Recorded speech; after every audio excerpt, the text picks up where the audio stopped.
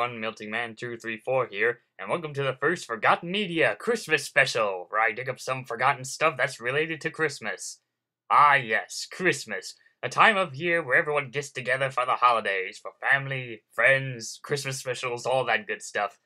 Trying to do a Christmas special on Forgotten Media is a bit tricky, because it seems like there aren't that many forgotten material that's related to Christmas, especially with all the holiday specials they show on TV in December every year, like the Rankin and Bass shorts, A Christmas Story, All of the Other Reindeer, Hoops and Yo-Yo Ruined Christmas, A Christmas Carol, Charlie Brown's Christmas, The Nightmare Before Christmas. The list goes on. I could cover some of the obscure ones like the Star Wars Holiday Special, or Santa Claus and the Ice Cream Bunny, but I recently found something both forgotten and Christmas related that nobody talks about, which is A Tin Toy Christmas. This was going to be a half-hour television special that was created by Pixar and was planned in the 1990s. Now, back then, Pixar wasn't that big and popular as it is today. They were more of a beginners group, experimenting with the uses of CGI technology. They made a few short films, such as Luxo Jr., Red's Dream, The Adventures of Andre and Wally B., and a few others. One of their famous short films would be known as Tin Toy, a short film that was released on August of 1988.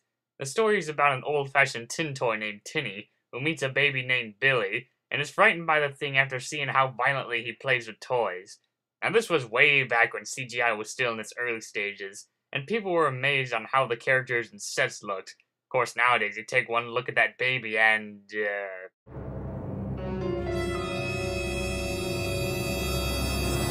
Oh my God! Well, anyway, the short did very well and won an Oscar, which happened to be Pixar's first Oscar during the time. After the success of Tin Toy, they felt confident making a full-length CGI feature film, but they had to narrow it down to a half an hour. Thus, the plans for A Tin Toy Christmas began.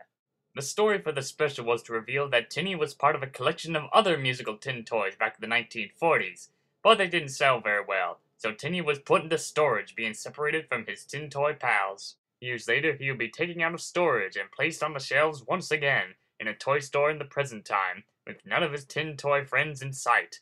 So Tinny heads out on an adventure to find his friends, and along the way he is taken by a junkman who throws him in a truck full of junk. While inside the pile, Tinny meets a very talkative ventriloquist dummy with a pull string on his back, and the two characters stick together to see where they are going. These characters would pretty much become the main stars of the short, one being a mute and the other being a chatterbox. Kinda reminds me of Bark and Bean and how they're usually together in the Archie Sonic universe. They soon land in Sanctuary, or as John Lasseter calls it, Toy Heaven, where Tinny is reunited with his tin toy pals. And that's pretty much it for A Tin Toy Christmas. John Lasseter and Joe Ranft, members of Pixar, loved the idea about toys coming to life and going off on their own adventures in the big world.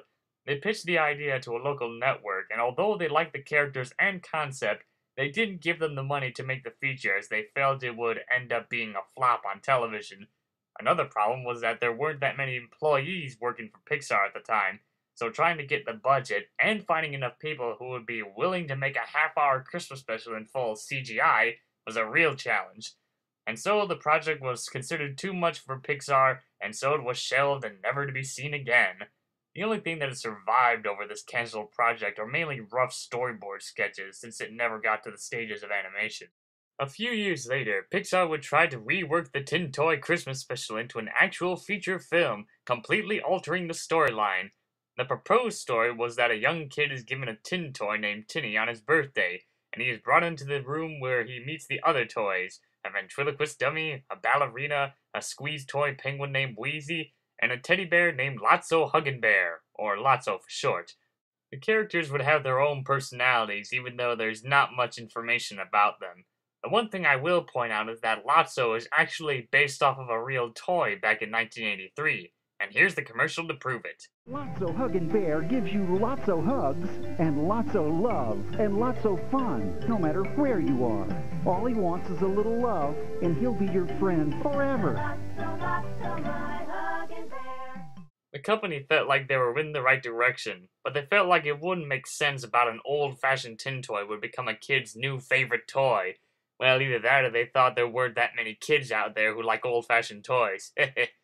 So it started out from A Tin Toy Christmas into being reworked into a feature film, and then years later, the project would eventually end up becoming Toy Story. Some of the elements of Toy Story films originated from a Tin Toy Christmas, such as the ventriloquist dummy was an early prototype for Woody. Lotso would have a big role in Toy Story 3, and Wheezy would also make his grand appearance in Toy Story 2, along with making a brief cameo in Toy Story 3. And as for Tinny, well, he's made several cameos and references in other Pixar films and short films, and he even made a little vinyl figure based off of Tinny. I will say that if they did make a Tin Toy Christmas and finished it and released it, it could have completely changed Pixar's history from what it is today. So in closing, A Tin Toy Christmas was an early attempt to create a more lengthy CGI film, but was proven too much at the time, and so they spent years reshaping it. It would be nice if Pixar can actually make the short in one of their short films in the future. Well, that wraps up this episode of Forgotten Media. Tune in next time where I'm going to be doing that co-op episode on Super Robot Monkey Team Hyperforce Go. This time for sure! The script is finally finished, now all that's left is to record it and edit it. So yes, the episode is finally coming, and it won't share the same fate like Half-Life 2 Episode 3. But anyway, this is Melting Man 234 saying Merry Christmas, Happy Holidays, Happy Hanukkah, Happy Kwanzaa, and all that jazz. See you next time.